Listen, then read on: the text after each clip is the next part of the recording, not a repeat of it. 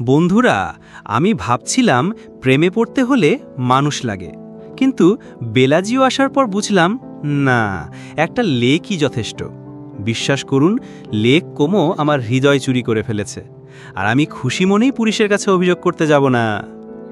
এই লেকের পানির রং এত নীল, মনে হচ্ছে আকাশ ভুল করে নিজের প্রোফাইল পিকচার এখানে আপলোড করে দিয়েছে।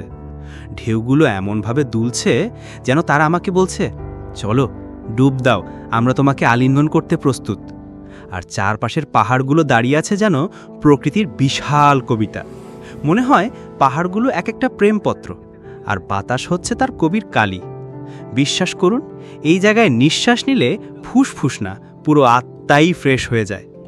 আর ওই যে ভিলাগুলো, আহা, এত সুন্দর যে মনে হয় এরা শুধু থাকার জন্য না, বরং আমাদের আত্মসম্মান ভাঙার জন্য বানানো।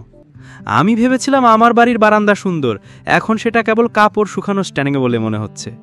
কিন্তু জানেন কি, এখানে হাঁটতে হাঁটতে আমি খেয়াল করলাম, প্রকৃতির সাথে প্রেম করলে আর কোনো রিলেশনশিপ স্ট্যাটাস দরকার হয় না। পাহাড়, লেক, বাতাস, এরা সবাই আমার ফরএভার ভ্যালেন্টাইন। আমাদের ফেসবুক পেজ ও ইউটিউবে যারা নতুন আছেন, তারা আমাদের কোনো ভিডিও মিস করতে না চাইলে অবশ্যই ফেসবুক পেজটি লাইক দিয়ে রাখবেন আর ইউটিউবে সাবস্ক্রাইব করে রাখবেন। সবাই ভালো থাকবেন। আসসালামু আলাইকুম।